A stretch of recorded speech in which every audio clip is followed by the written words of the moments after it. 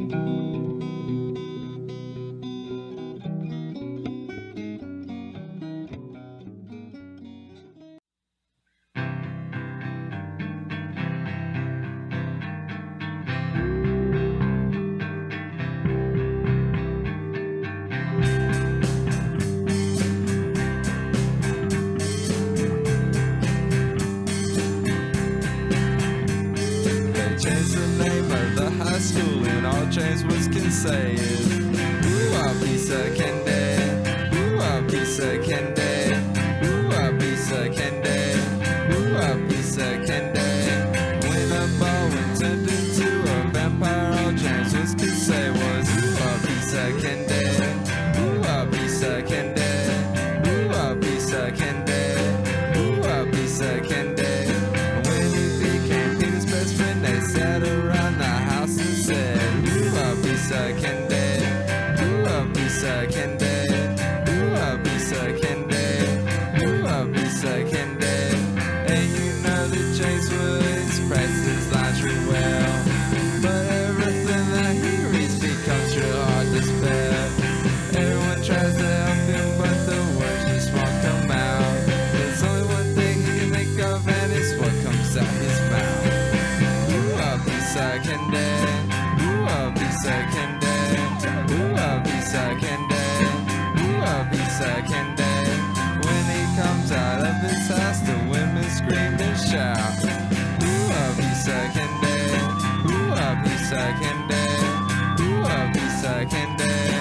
Ooh, I'll be second day. When they know that he's an actor, the best of them all when he says, ooh, I'll be second day. Ooh, I'll be second day. Ooh, I'll be second day. Ooh, I'll be second day. Reese's Pieces on the floor and watch him come a saying, ooh, I'll be second day. Ooh, I'll be second day. Ooh, I'll be second day. Ooh, I'll be second day. And you know that James Woods presses laundry well, but everything that he reads becomes real hard to spell.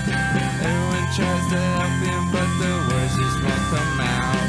There's only one thing he can think of, and it's what comes out his mouth. Ooh, I'll be second day. Ooh, I'll be second day. Ooh, I'll be second day. Ooh, I'll be second day. When he comes out of his house, the women scream and shout. Ooh, I'll be second day. Ooh, I'll be second day. Ooh, I'll be second day. Ooh, I'll be second day.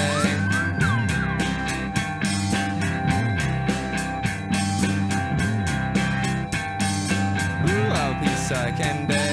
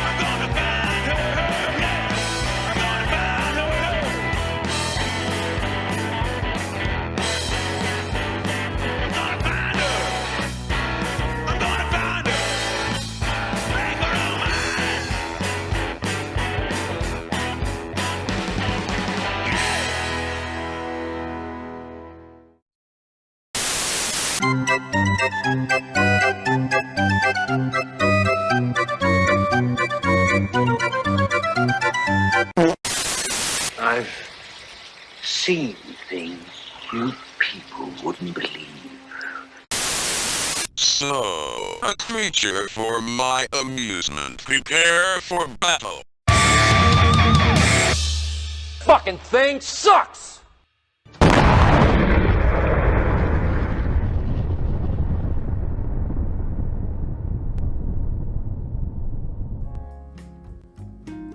Eyeball.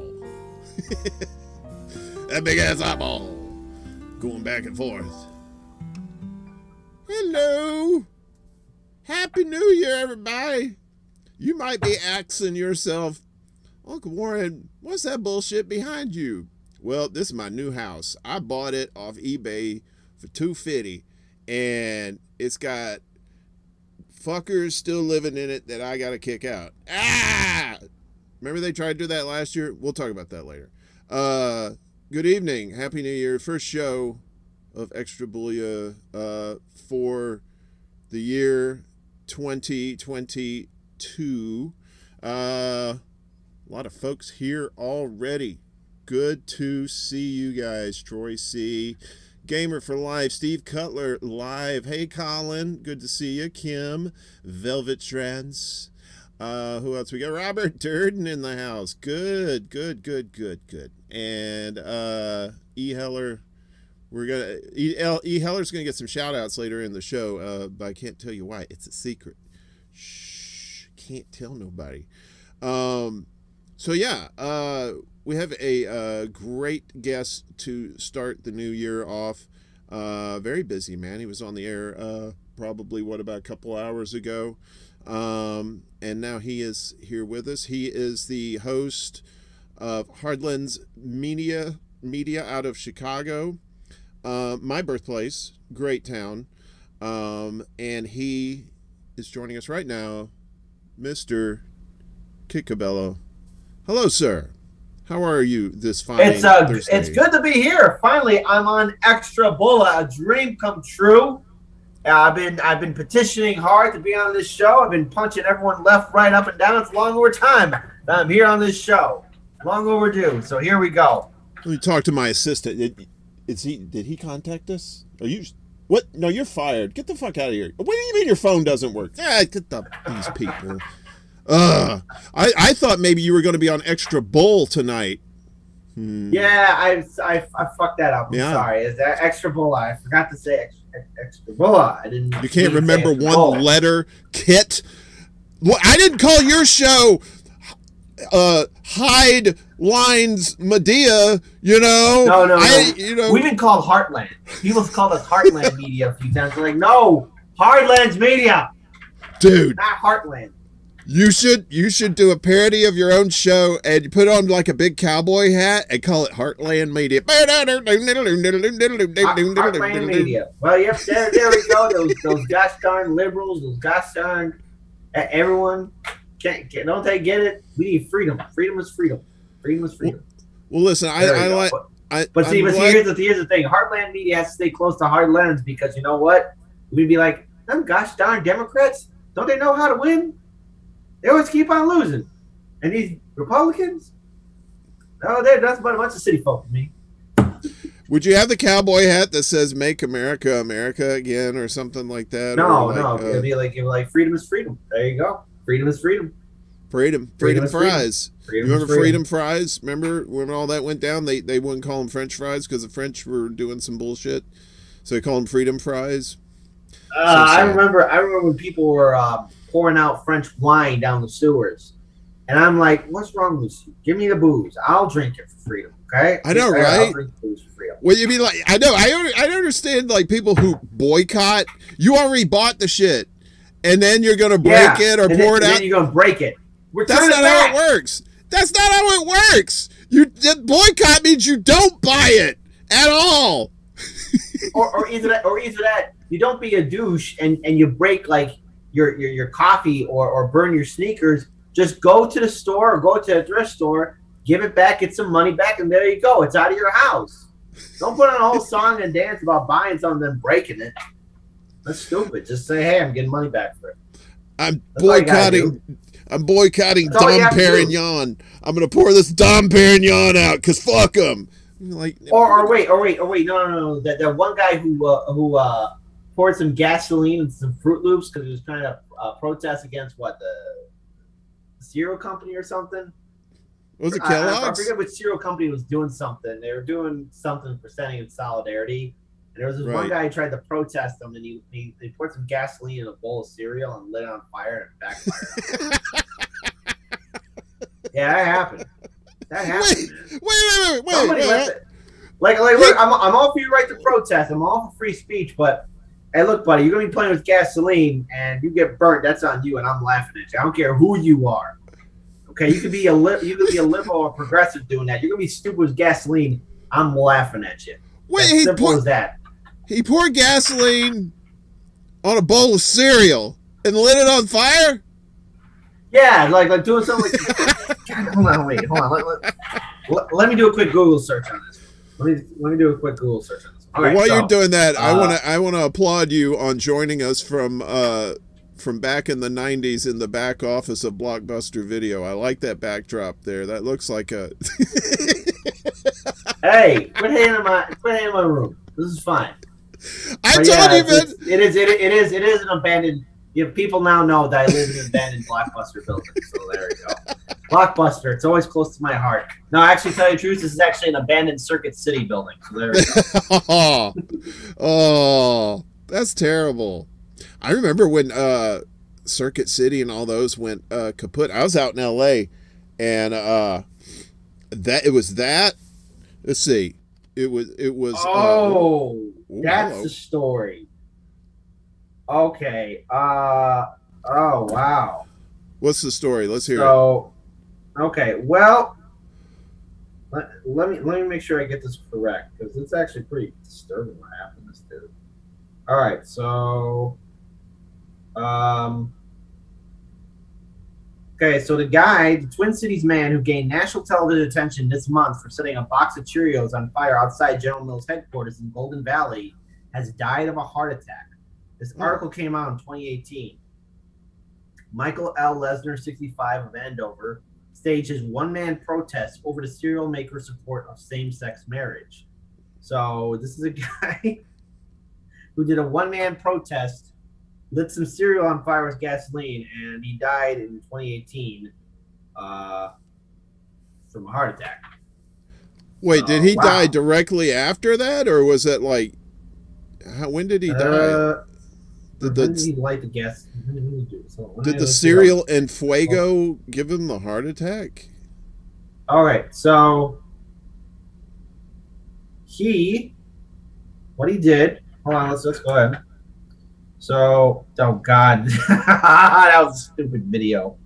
So let's see, he did this, I think in 2012. Yeah, August 5th. That's when he did it. And he uploaded it to YouTube. Moments later, he lit the box on fire and the flames spread uncontrollably onto his lawn. Lesnar and his companions then ran off. So there we go. Wow. All right. That's what he did. There we go. Well, hey, play stupid games, win stupid prizes. He's lucky he didn't burn himself on fire because gasoline is not something to fuck around with, man. Oh well, yeah. That sounds like. I forget why I even brought that up. Why I brought up the dude burnt the gasoline. How did we have that conversation in the first place? Look, I'm the guy who's high, so I got a good reason why my memory's shot. So I don't know what's going on your end. Maybe the lead paint in that Blockbuster video that you're in, or that Circuit City. Circuit City. Actually, I was inside a Circuit City when it was shutting down. That place was being torn apart. Everyone was taking everything, even the fire extinguisher, the carts. Everything was to go, and I didn't know that Circuit City was going bankrupt at the time. But I was like, "Oh wow, oh no, what's happening in Circuit City? What's going on here?" And they're like, "We're filing for bankruptcy." It's like, oh, that's why all the good shit's already gone, because the store was like almost practically empty. Yeah. And there's man, always there's always that shit nobody wants at the end too, and that they always end up those things usually end up going to like like Lot Less or Big Lots or those kind of places, like these places that buy out liquidated stores. The same thing happened with us at Borders Books when I worked there. I worked there in 2009 over here on Wall Street. And they closed in 2011, and they brought in liquidators. I have fond memories of Borders. I used to go to the comic book section a lot as a kid and read all the comic book novels and the Japanese manga novels too. Good times. I would be there for hours on end just reading those books. Borders. Oh man. I was sad when they went too, because what replaced them? Because the one I used to go to was on a downtown area in Chicago, over there by Water Tower, and what replaced it?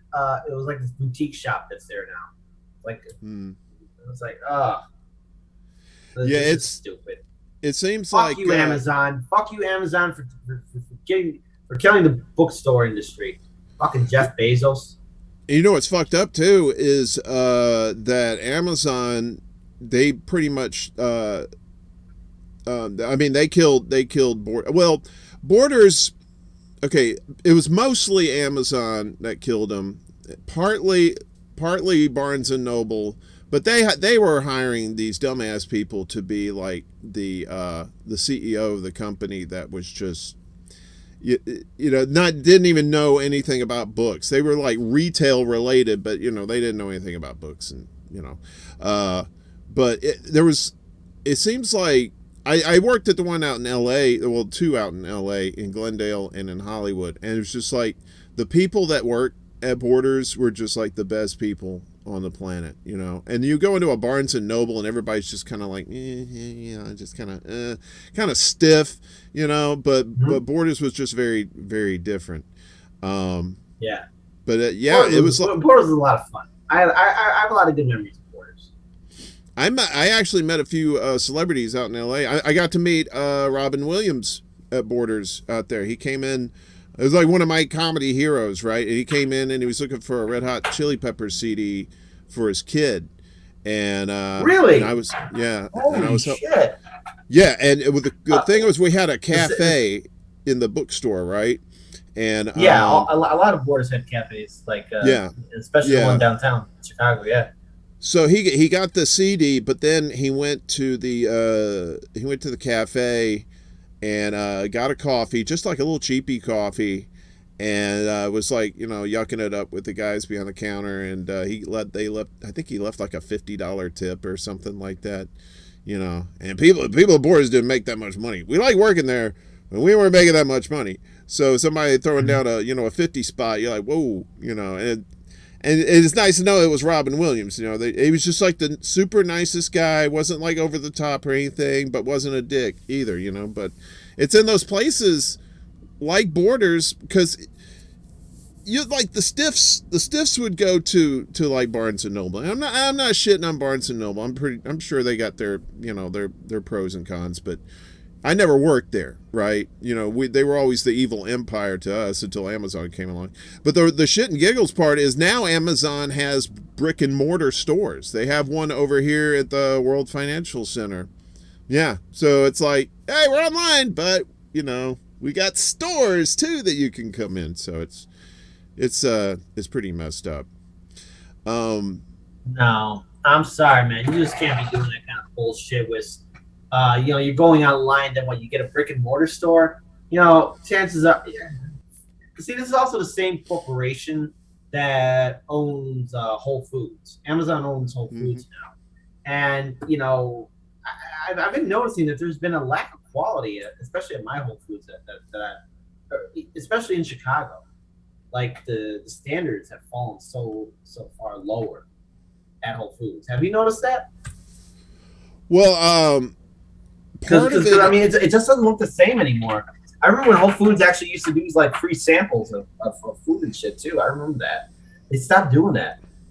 That was the thing that drew a lot of people in.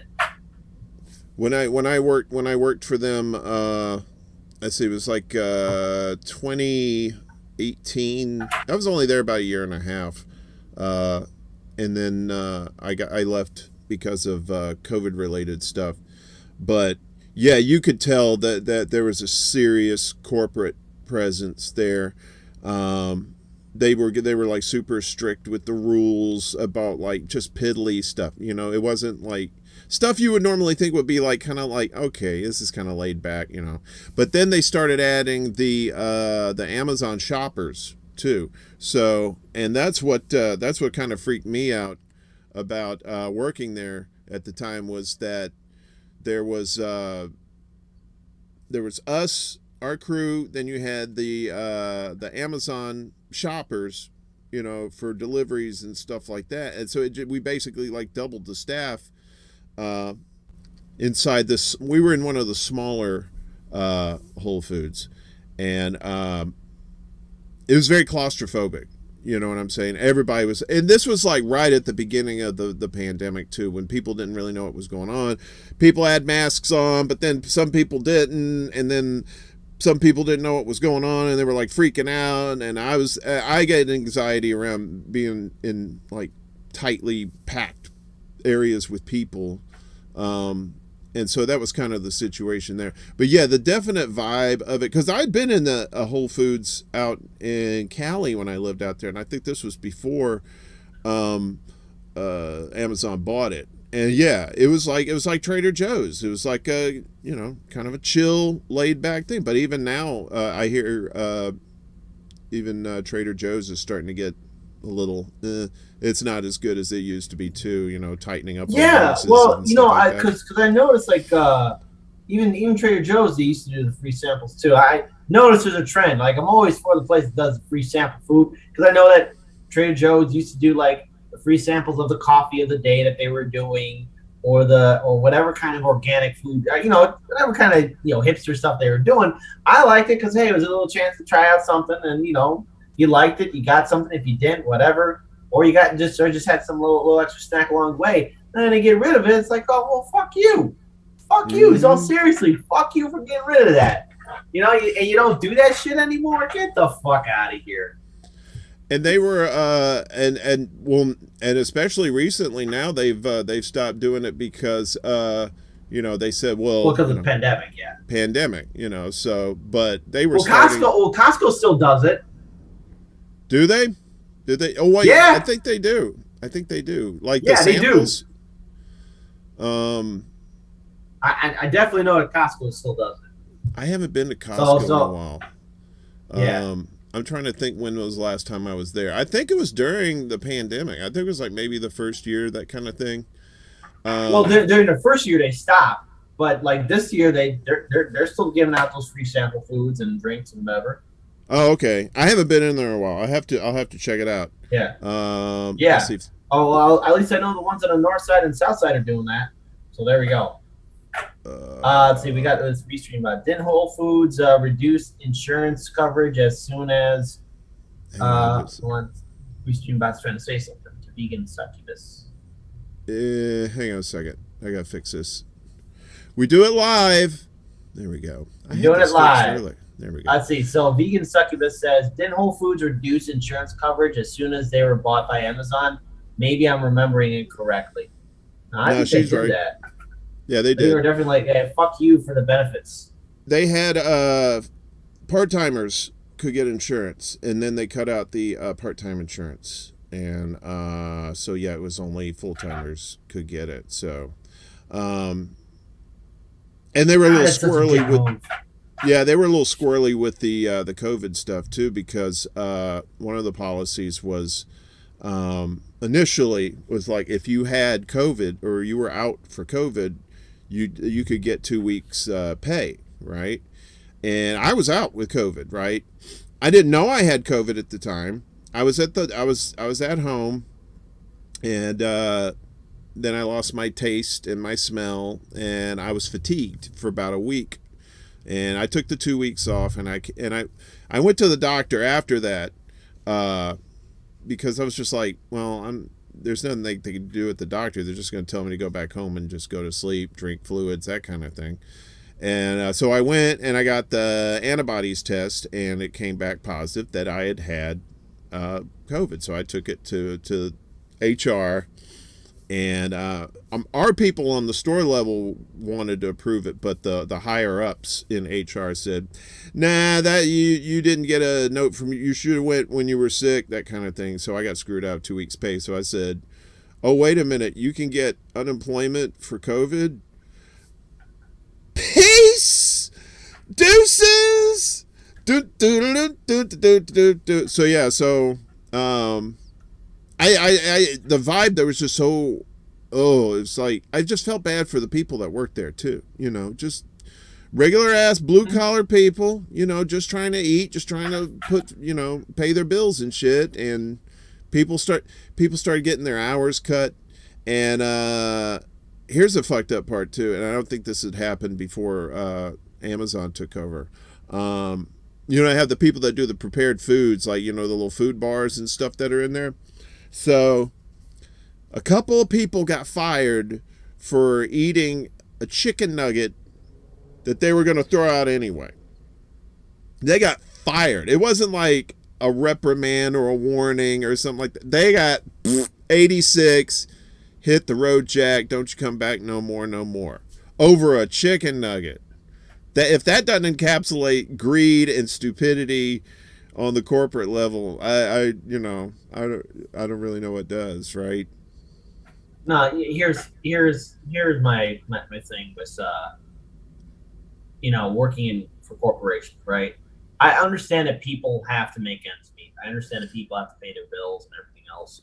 But what a difference it would make if we got rid of student debt, if we got rid of medical debt, and people can actually then focus on careers they want to do and start actually doing their business. When we started Hard Lens Media, Daniel and I were still working our regular jobs too at the time. But, eventually got to the point to where, all right, how serious are we about setting up our own studio network? How serious are we about doing our own shows, our own programs, actually building something? And in 2019, I made my decision of, hey, quitting my regular job and actually taking that leap. And, it's been a crazy uphill journey starting from the beginning and getting to where we're at now. We're still dealing with a lot of challenges, but it's just looking back at how Hard Lens Media got started. It's just it really is incredible how much things have changed when we first started and how some things didn't change at all. Yep. Yeah, what's going to come out of all this? We're like kind of in new territory here. I mean, we hadn't had a pandemic in 100 years, and ain't really anybody around to tell us the tale of what happened back then. But we damn sure didn't have internet and stuff like that back then. So it's like, what we had was like a system. Well, basically the previous pandemic, which was the Spanish flu, that was purposely forgotten. People just forgot about it. We just didn't talk about it, but it was a pandemic that was clearly impacting millions of lives all across this planet, and no one knew what to do. And now here we are repeating ourselves all over again. I've been noticing that we've just been repeating the same mistakes every single time, every single year. It's just nothing but constantly repeat. And 2016, that year keeps on repeating itself. We dealt with it in 2020, and now we're probably going to deal with it again in 2024 because Trump's going to run again for office. It's going to be so hilarious.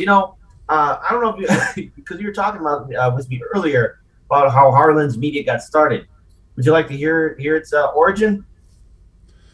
Not really. I got toys, kid. I got toys. Wait a minute, because you're from Chicago. Before you tell me your tale, you get some Florida Evans. Damn! Keeping your head above water, making a way when you can. It's a temporarily. All right, I'm not gonna do the whole thing. All right, there you go. Did you ever watch Good Times? Do you Hard Lens Media. We started in a bar, actually, of all places. Really? Well, actually, here's the thing. First, okay, so when Daniel and I were starting getting involved in YouTube, we had no idea what we were doing. So let me rewind back a little bit further, 2016. So myself and a few other people, Daniel included, we did a road trip to Philadelphia. And on this road trip, we actually got inside the DNC convention. We had no press passes, so basically we snuck inside. And Daniel and I were the ones to do that. And when we were covering it, we realized, like, hey, wait a minute.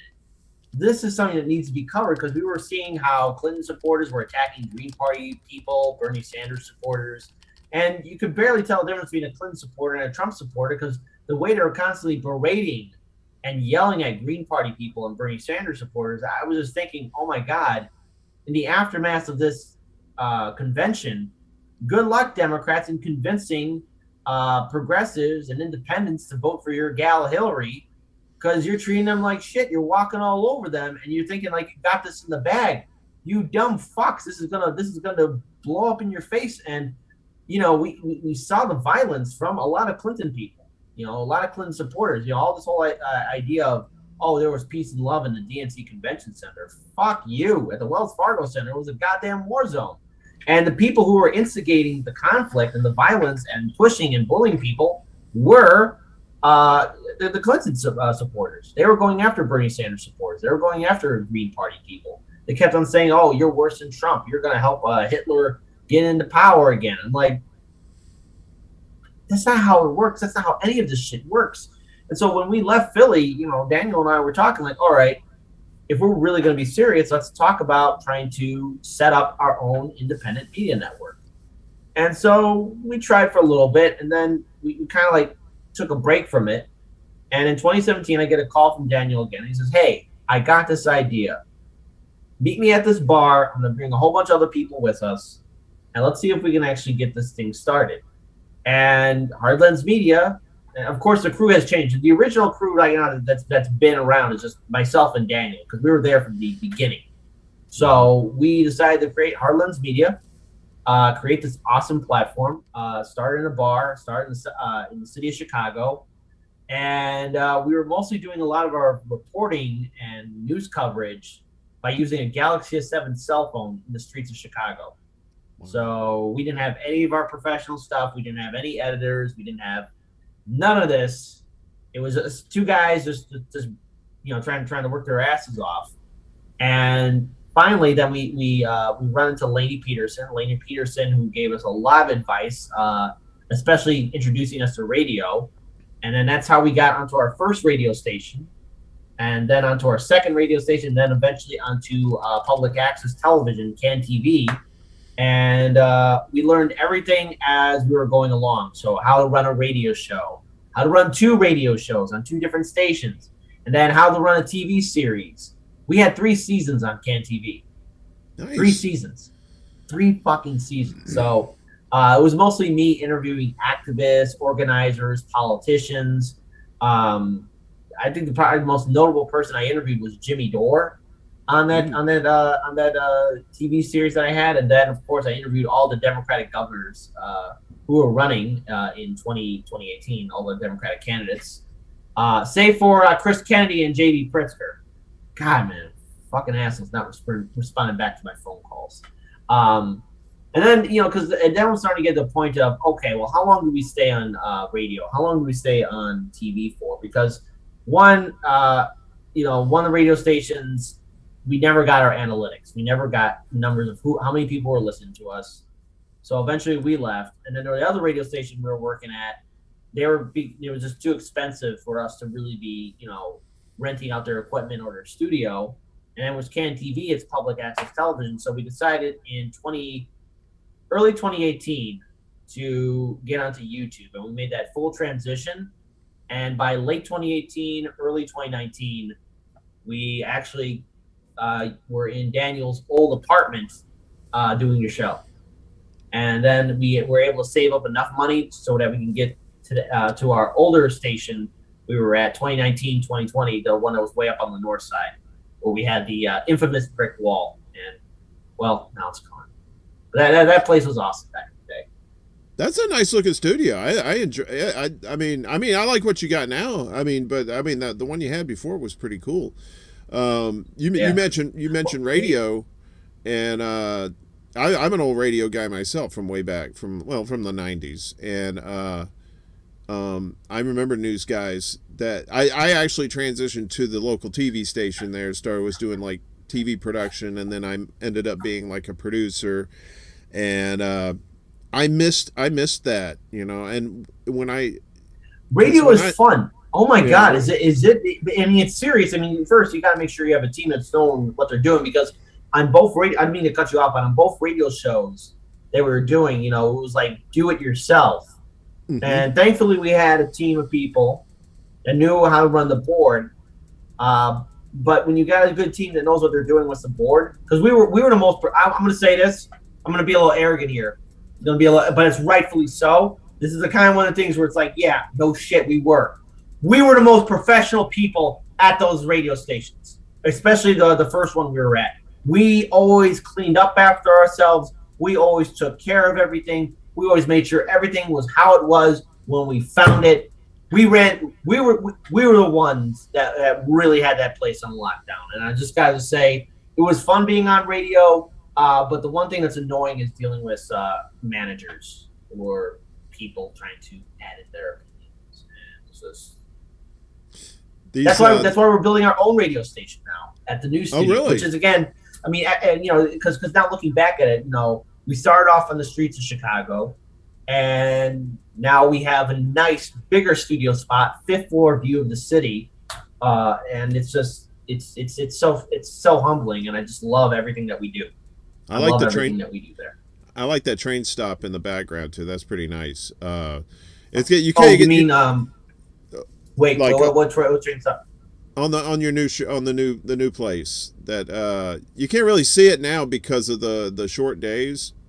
The studio you got now. Oh yeah. I'm sorry. Well, see, because here's the thing. There's actually, because it's funny, at the older at the studio that you're familiar with, when we had the fake brick wall, we had the camera focused on the Brown Line station, the Kimball Brown Line station. But at our new spot, we got one train track going where the Metro trains are at, like the Amtrak and Metro trains, and then of course we have the train stop behind us. That's the pink and green line. Oh, okay. Yeah, I just like the fact that so we're still surrounded by trains. We got some great views. So there you go. We got some awesome views. And then of course we had the whole city skyline behind us. And then in the summer we got that rooftop patio view, which is breathtaking. I mean, I really sorry. Yeah, I mean it's just so we got a breathtaking view of the city. It's really great. I can't wait for the spring and summer to come along again. That's gonna be awesome. Right, the longer days so that you could actually see the background. That's the thing about wintertime. That's just the days just go just like that,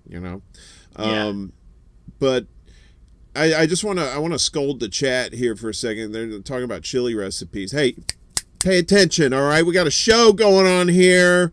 All right, this ain't the Chili Channel. The Chili Channel. Ooh. All right, got to put that on the back burner for now. But there's one pressing thing we have to discuss. I don't know if you're aware of this, but I think you look like a young Bob Seger. I don't know if anyone's told you that or if you've read that in the chats where I go, oh, look, it's Bob Seger. We got the night moves, right? Because of the hair and the beard. Now, don't get it twisted. I'm not making fun. I got a little treat for you here. This is, I see a resemblance, right? He looks a little stoned. You look like you've been drinking a few. That's nice. But fair is fair. You look like young Bob Seger, and I look like old Bob Seger. So, there you go. A little too tall. Could have used a few pounds.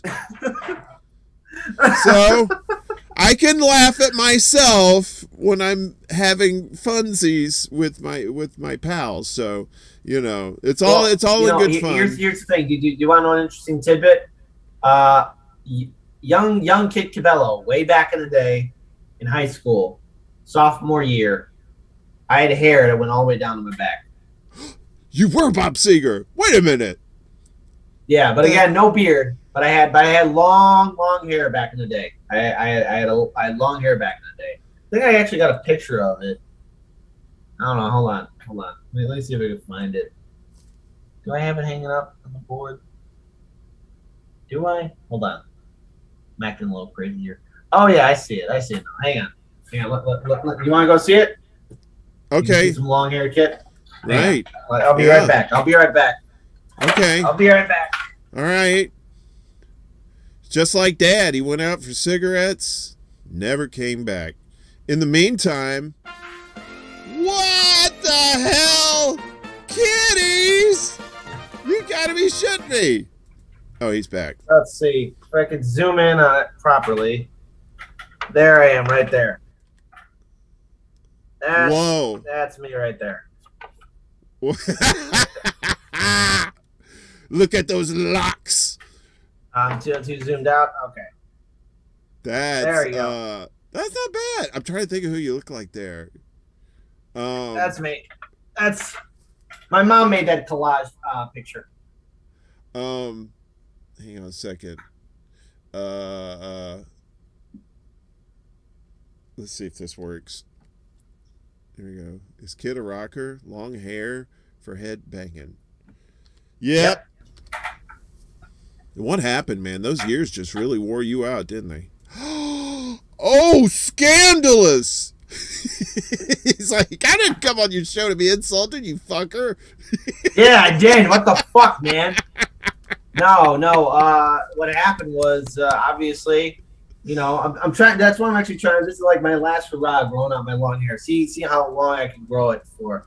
Back in the day, I had long, flowing, luscious hair. Well, we'll see if I can make it happen again. But yeah, also the Marine Corps too. Because I remember I served some time in the Marine Corps, and I had to get all that taken off. Colin says you had sexy locks. That's nice. Yeah, very nice. I have long hair now. I've always had short hair my whole life, so I kind of did a reverse. But I remember when you cut your hair. I remember you it was just like regular length, and then you did it military style kind of a little bit, and then and then you've been growing it out ever since, right? Yeah. Now this time I'm growing it out, growing it all out. One last hurrah. Hurrah, growing it out. So there we go. It's good to have it during the winter months anyway. It's a nice extra heat on the old noggin there. I'm thinking probably I don't have AC in this place, and these New York summers are they ain't exactly chilly. So that I might have to do a little snippety snip on that, and but I'll enjoy it during the winter. But I think since it's already 8:47. I told you this thing's flying by, man. So we gotta. We were gonna talk about something serious, like that's right, January 6th. That's right. This is my house, my new house that I bought, and trying to kick all these rats out. Yeah, I was trying to avoid the tweeters today, but I couldn't help it, and it's just like, it's so. The humanity. It's such a cry fest circle jerk, man. Honestly, but here's what pisses me off about January 6th. So you had, and the thing is, look, you had Convo Couch, you had Status Quo, you had there was another one, another person who was filming too, the January 6th riot. There was one more person. I'm forgetting his name. Well, I think there was a guy that works for Jordan Cheriton.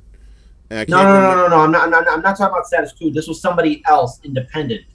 But CNN and Fox News and MSNBC, similar to what they did to Status Quo and Convo Couch, they took his footage and were running with it and putting it on their platform. But then YouTube went ahead and censored and told all three of those channels to take down their video coverage. But yet Fox News and CNN.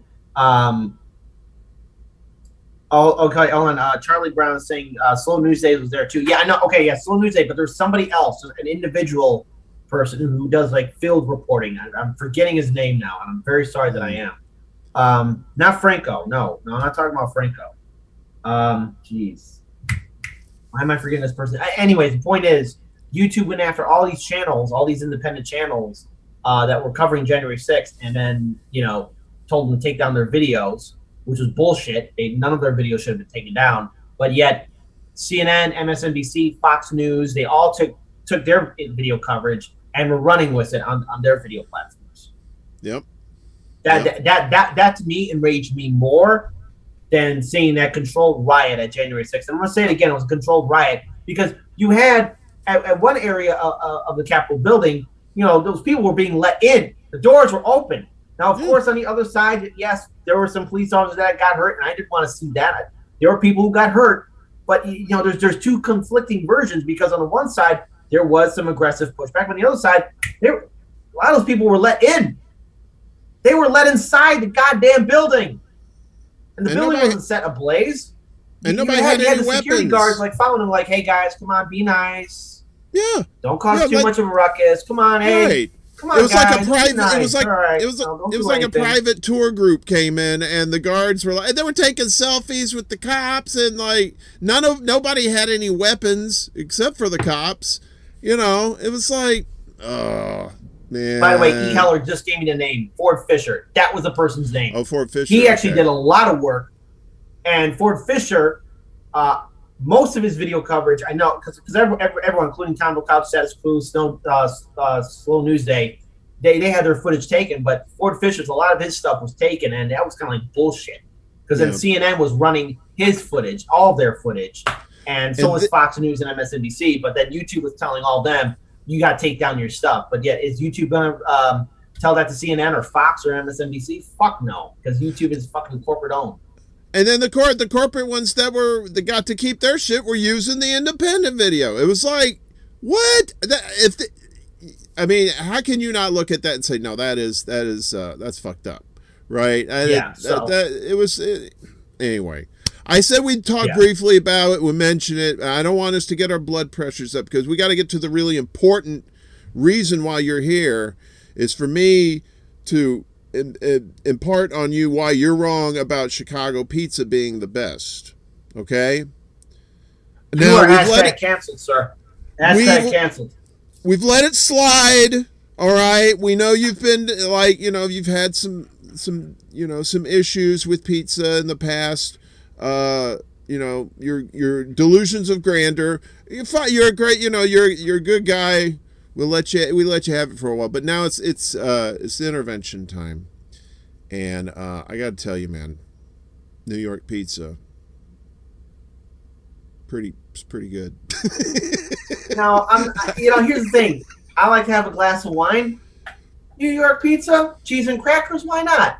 Some cheese and crackers. No. There you go. Just have some little glass of wine, drink it down. But if I want a meal or good, delicious pizza, there is, of course, deep dish, which is decadent and delicious. A true flavorful pie. Then, you have Chicago pot pie style pizza. But then you have our top number one, our greatest weapon of mass destruction, tavern style pizza. That's right. New York has one. We got not one, two. We got three. We are triple threats. We are the king of the door. Okay, that's who we are. We are the dragon. I was doing some research today, and I got a little video I'm gonna play here in just a second. But there's like all kinds of different styles of New York pizza. There's Neapolitan, Lombardi's. Lombardi's was the first pizza joint in the country. They were like the OGs, right? I mean, people were still making pizzas, but they weren't doing it commercially, right? And then Lombardi's, I think it's over in Soho, I think. And I'll be honest with you, I'm not a real big pizza connoisseur in New York. You know what I mean? I will grab $1 slice, and I'll fold it like Daniel says, like a taco. I don't give a fuck. Because that's what we do. I go to Costco for New York style pizza. You can't fold Chicago deep dish, so that means New Yorkers can do more.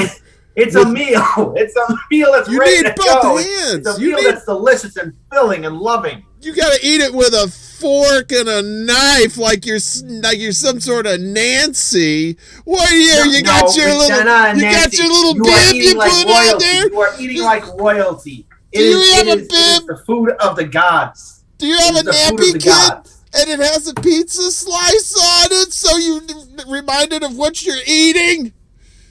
Listen, It's pizza cake. and you can tell Fiorella I said this too, that our pizza style is the best. It is a full meal, and she had the audacity to say, "Well, I didn't like." She went to the wrong spot. She said, "I was." Oh, the old wrong spot bit. Yeah, we know that one. She You did. totally went to the wrong did. place. Hashtag Fiorella needs to get the facts right. So there, people tell Fiorella I said this. Tell her I said it. Tell her I said it. Look, I'm just saying. I think she did not have the correct style of deep dish pizza. I think Pasta's the one who is actually from New York, so he knows about the New York pizza. And I'm actually here right now, but I gotta say, like, the fanciest pizza I've eaten here was probably a Neapolitan style, which is like a wood fire. They do a wood oven for those. Your dollar slices are your pretty much like, your gas ovens. They're not great, but it's like you want to grab a slice and you're cheap or you're broke or whatever, it's good to fill up your tummy for a few hours. So, but Grimaldi's, they have 2 locations in Brooklyn, and it was pretty decent. A little on the pricey side. I don't like to, if I'm going to buy expensive pizza, I'll make it an event, where we go out with some friends, have a few beers, like kind of like a little party thing at the place, but I'm not going to do that with the dollar slice. But I got something here. Let's see which one this is. Let's see. So I think this is the, wait a minute, that's not it. There's the deep dish. I got a few here, but I don't want to, have you heard of the deep dish ding dong ditch? You ever heard of that? What? You've heard of a place called Lou Malnati's? Malnati's, is that right? Yeah, now I heard that place. Yeah. So they do this thing. It's pretty cool. This is a little short video. Let's see if I can get this over here and play this for you. If I can get this to work. Oops, there we go. Right now, when most of our great customers are homebound, we're going to put a smile on their face. We're going to go to their house and do a little deep dish, ding dong ditch.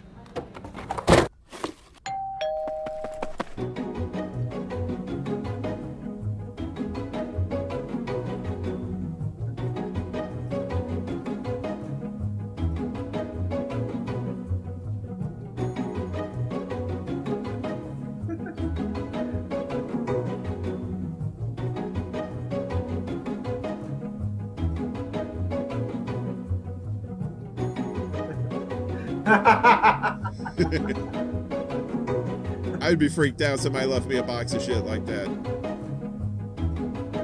Like, wait, what? Baby knows pizza good too. I like this lady. She just goes nuts. Ah!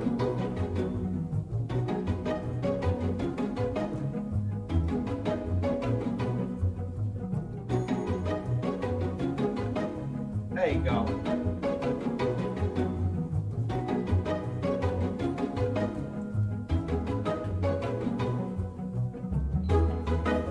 What the hell?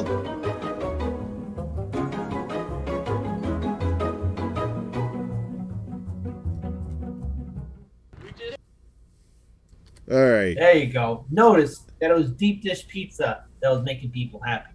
It's for world peace, gosh darn it, and Chicago's leading the way. If more people understood this, can Fiorella's New York style pizza do that? The answer is no, it cannot. And it is a scientific fact. There's no debate, no feelings. I'm using my superdelegate vote on this. Forget democracy. I win. Debate is over. Thank you, folks. You've been a great crowd. Bye, everybody.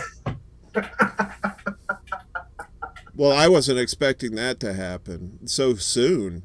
So, I got to tell you though. No, I well, all kidding aside, I love me some Chicago pizza. I am not gonna lie. Like, look at this stuff here. This is I think they're making a deep dish now. Ed was telling me about like this caramelized crust.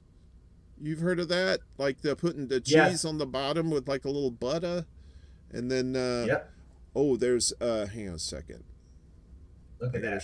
Look at that. Can New York style pizza do that? No. We're too busy. We don't have time for art projects. Kit, is it? It's about the pizzazz and the presentation. Presentation is key.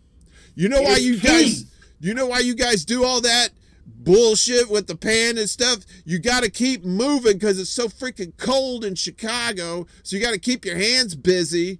Damn, is he putting like Swiss cheese? No, that's got to be like mozzarella, right? All right. So there was another one here. I know, right?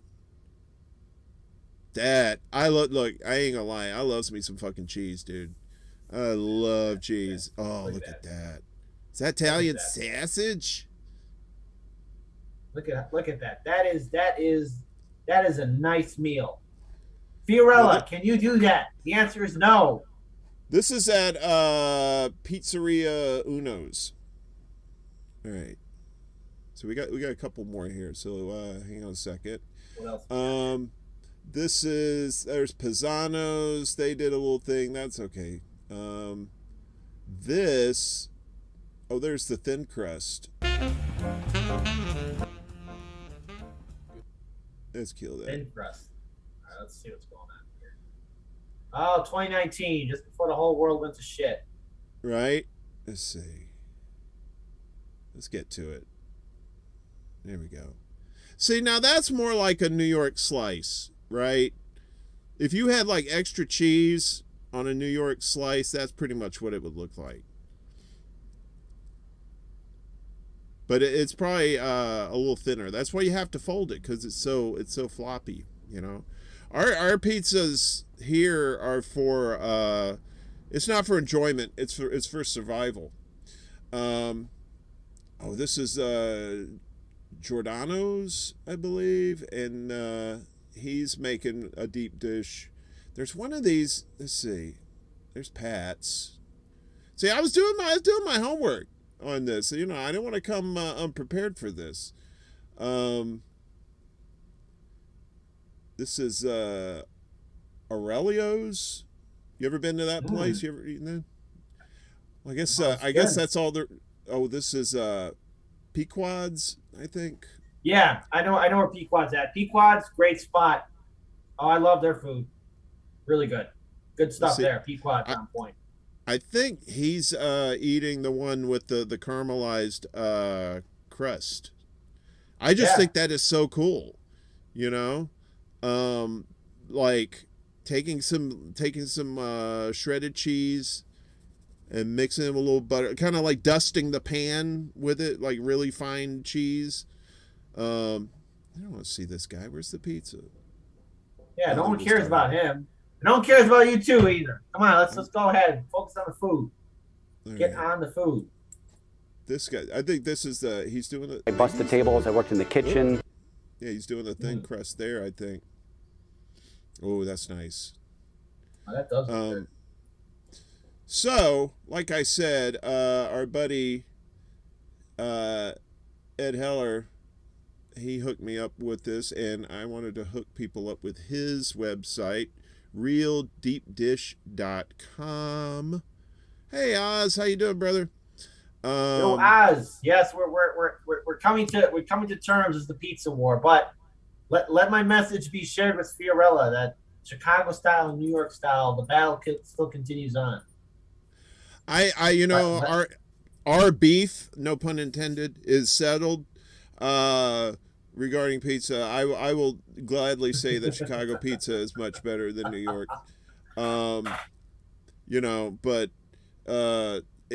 Pasta though, he's going to be a tough sell. Hassan Fee need to understand that, you know, they lost the debate, and I'll never forget when Fiorella posted that quote unquote poll, which is better, Chicago style pizza or New York style pizza. I have to say, I'm questioning the election integrity of that poll, where somehow New York style pizza won. I don't. Have you ever had New York style pizza at all? Yes, I have. I've been to New York twice, especially my first time there. Well, when I was working a summer job there. So they had plenty of New York style pizzas, but Chicago, Chi-town. Now wait a minute. Hold on a second. You didn't go to like a Sbarro or anything like that, did you? Because that's not New York pizza, all right? You didn't go to like no. Domino's It's or. Do you remember the Domino's. joint you went to? You don't remember the joint, do you? No, I don't. It was a regular mom and pop joint, like a regular small business. I forget where it was at, but it was really delicious pizza. There's Everything was cooked on it properly. It was just like a small business. I hope it's still around. But last time I was there was like in 2012, and it's 2022 now. So I hope they're still there, knowing how a lot of small businesses, especially restaurants, were fucked over during the pandemic, especially during the lockdown. I mean, restaurants really got hit hard, really, really badly too. Well, yeah, and they weren't doing that great before the pandemic either. I mean, you were seeing like a lot of leases and stuff going up around here because it's the Richies are moving in and they're trying to make this their rich person city. And I moved here in 2009 and I lived over in Bed-Stuy, and a part of Bed-Stuy where at least you still had culture in the neighborhoods. You still had like. Different like fruit stands and different kinds of different things that you don't really get in a gentrified area. But since I've moved from that area, that's all, it's all going to hell. New York is just too expensive to live here, and it's just sad because these businesses like these mom and pops, these little hole in the wall joints, or having to fold, the places that are in the really, really tiny spots might be holding on if their food's really good and their rep's good, that kind of thing. But, some of these bigger places, what are you going to do? But, and like I said, we don't know what's going to happen after this year. We just started, so crazy times. Well, here we are. I'm not going to keep you much longer. You whooped my ass over the pizza, and I probably deserve it. I like to learn. I like to be educated. So and it's all good, my friend. But spread the word. Tell Fiorella and Craig they're next. No, I'm not. I'm not gonna do your bidding, Bob, or should I call you Mr. Seeger? I'm not gonna do your bidding. You're gonna have to do that yourself. But I do want to watch that fight. I bet that should be pretty fun. It'll be the most intense debate ever. You thought things were tough on YouTube before. I don't know. It'll be the most intense YouTube debate ever. So there we go. Well, I got to say, pizza wars aside, I like the space that we are all in, and I like the fact that people are grouping up and working together, but then they're also working with other groups in the space too, and it's just we have to all stick together because the mainstream media is just gonna, they're just gonna keep screwing people and grinding them into the ground. So we have to get more voices. We have to get more outlets. Like I said, I want to do shows on teaching people how to do like the technical stuff, so how they can, because a lot of people like say, yeah, I'd love to like, do a little news show or something like that, but I don't know the equipment, I don't know the software to get. What do I got to spend a whole bunch of money and that kind of thing. So hopefully we can educate some people along the way and get more people into the space. But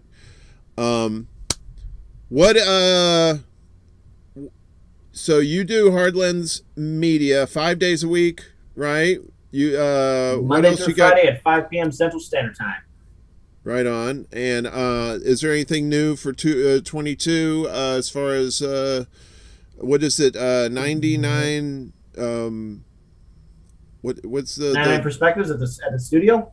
Well, yeah. here's what's happening at the studio. Lainey Peterson and E. Heller and Jerry have been really integral. Phase 2 has also been participating in the building of our radio station, World Perspectives Radio, World Perspective Chicago Radio. That's what's being built up. We're also going to be setting up a series. We're going to go back to Can TV and set up our series again. So we're diversifying, trying to be on radio and on TV too, not only on being on YouTube. We are working on doing some Rockfin only exclusive content. So we're going to start uploading some exclusive Rockfin stories that we can't talk about on YouTube onto Rockfin. And of course, we're going to still have our YouTube channel, our Odyssey channel. We're going to be live streaming on Rockfin, Odyssey, and YouTube. And we're working on a few other things too. There's one project that we are working in collaboration with, but it's still on the drawing table. I can't talk too much more about it until I get the signal from a few other people that it's going to be happening. Until then, it's a nice dream, but if we can actually get it going, it will be really beneficial to Hardlands Media. So but again, for 2022, radio, TV, also growing our other YouTube channels too, Chicago Reacts Movies and TV, and of course our Twitch channel, Chicago Plays. We're growing everywhere. 99 Perspectives. It's not going to stop anytime soon. So be sure to check us out, and we invite all of our colleagues, be they in the Mikasu Casa Network, Convo Couch, Slow News Day, Nico House, and in the left, all of them. If they all want to visit us in the studio, more than welcome to. Doors open. And we're always happy to do some collaborations too with all of our fellow colleagues in independent media. So let's push forward and make this happen. I tell you, brother, it's been about 20 years since I've been to Chicago, and I've been always wanting to have a good excuse to go back. I'd love to at least get a tour of the place and see the magic you guys have put together. Oh, hell yeah, man, dude! If you want to see our studio, just let us know, man, and we'll let you in. We'll give you a tour of the place. All right. Let us know when you stop by. Doors open, buddy. We got you. Usually when I'm out and about, though, I kind of look like a homeless Bigfoot. So, if you see like a scraggly guy at the door, don't worry. It's cool. It's me. Don't worry, man. We got you. It's all good. Look, when you see the studio, because Craig Jardula actually had a chance to check out our studio, so he saw firsthand what we got. The Craig, Mr. New York Pizza guy. You let him in the building? Yeah. Boy, that was a big mistake. Now he knows all your secrets. He knows all your secrets. Well, no, not really, because he just saw the beginning stages, because we're still doing our construction in our studio, so he hasn't seen everything yet. So there we go. He's going to use that against you. I'm just saying. Anyway, I digress. Before you go, let me shout out the chat, everybody that came out tonight. E. Heller, Radical Leftist Agenda, Gamer for Life. He's like Visa. He's everywhere. I love Gamer. Velvet Trance, Colin, good to see you, brother. Who else is in here? Your boy Spittin' Venoms. What? He's in here too. We got the whole Hee Haw gang. Vegan Succubus, Steve Wolfbrand. He's another one. He's always out and about. I love seeing those guys. Charlie Brown's Rebellion. I think I said Ed. Ed's in the chat. Obviously, I made him a mod, and now he's gone amok. So I think he's turned the chat into some sort of robot wasteland, which is fine. We got a broom and we got one of those Roombas we could probably clean it up with. I believe I got everybody. I know Troy was in here. Oh, Oz, our brother Oz. Good to see you, brother. And so I just do this by scrolling up. We do it live. Kit, you're an awesome guy. I'm glad we got a chance to sit down and talk about this. Not just the pizza, the other stuff too. Probably got a lot more stuff to talk about. Maybe have you on again sometime. Maybe let me know when, and I'll try and come on board. What I would love to do? I want to have a boys' night, a Chicago boys' night, with you and Daniel and Jerry, and maybe we get Ed in the mix too. I think that would be fantastic, and I'll host. So you guys want to just bring beer. That's fine. I'll have the hors d'oeuvres. Don't worry about it. And I'm looking. People see a lot of dark stuff in 2022 coming, probably, but we got to bring a lot of light too, right? We got to bring a lot of sunshine, and we got to inform people and get more people to help us inform everybody. So thank you so much for coming on. And hang on a second. I'll give you a proper goodbye in just a moment, okay? I just want to thank everybody for coming out, a.k.a. getting on your computer devices and watching this. You're all wonderful people. And to paraphrase Kit, a.k.a. Bob Seger, let's do all we can to wash our asses. Good night, everybody.